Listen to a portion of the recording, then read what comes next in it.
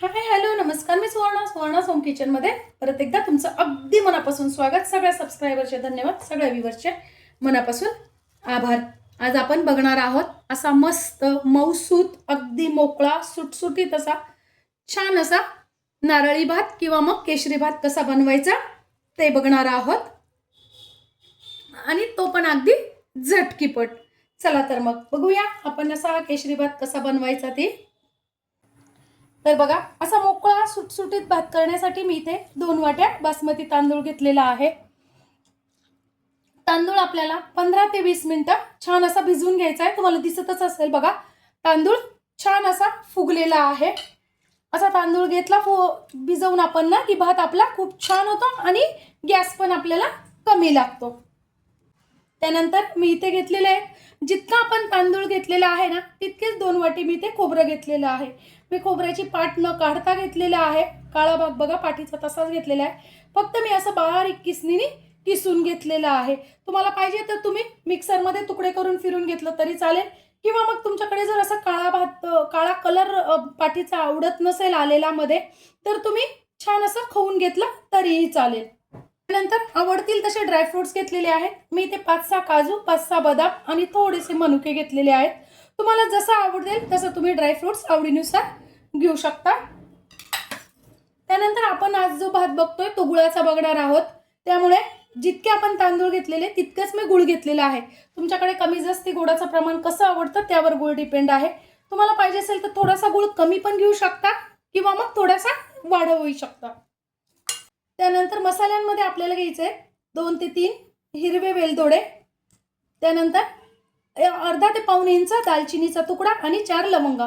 इथे पाहिजे तर तुम्ही 3-4 मिरे पण घेऊ शकतात, पण आमच्याकडे मिरे नाही आवडत म्हणून मी नाही घालणार आहे.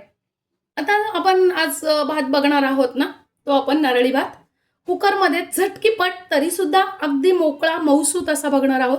तर 2 ते 3 चमचे चांगलं तूप घालून घेतलेलं आहे. त्यानंतर आपण जे मसाले घेतले आहेत, खडे मसाले 2-3 प्रकारचे, ते घालून घ्यायचे आहेत आपल्याला.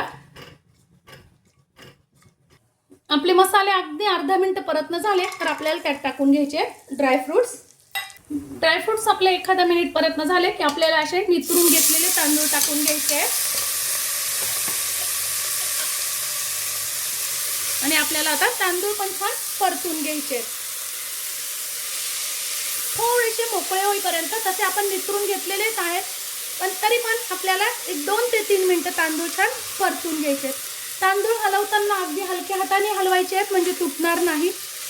इथे मी बासमती तांदूळ घेतलेले आहेत. तुम्हाला पाहिजे तसे तुम्ही तांदूळ कुठलाही जुना तांदूळ घेऊ शकता वासाचा. फक्त आपल्याला इथे इंद्रायणी तांदूळ वापरायचा नाहीये. इंद्रायणी तर तांदूळ घेतला तुम्ही तर तुमचा केशरी भात चिकट होऊ शकतो. आता आपले 2 ते 3 मिनिटं तांदूळ परतन झाले की आपल्याला त्यातच टाकून घ्यायचंय खोबरं.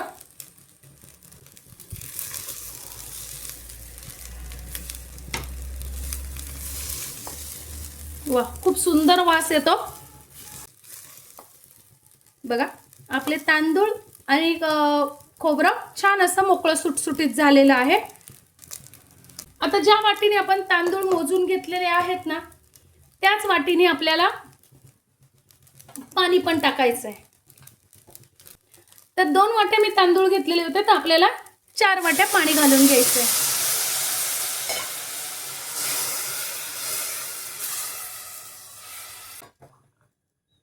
आता आपल्याला याला छान एक उकळी येऊ द्यायची. आता बघा, भाताला आपल्या छान उकळी आलेली आहे. आता टाकून घेते मी थोडंसं केशर.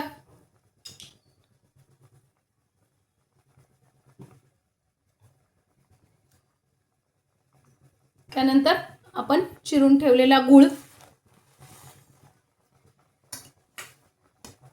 इथे तुम्ही अर्धा गूळ अर्धी साखर पण वापरू शकता किंवा मग पूर्ण साखरही घालू शकता.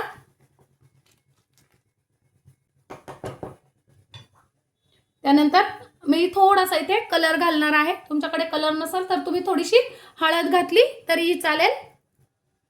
जास्ती नाही वापरायचा आपल्याला कलर, खाण्याचा कलर येतो सेपरेट, तोच घालायचा आहे.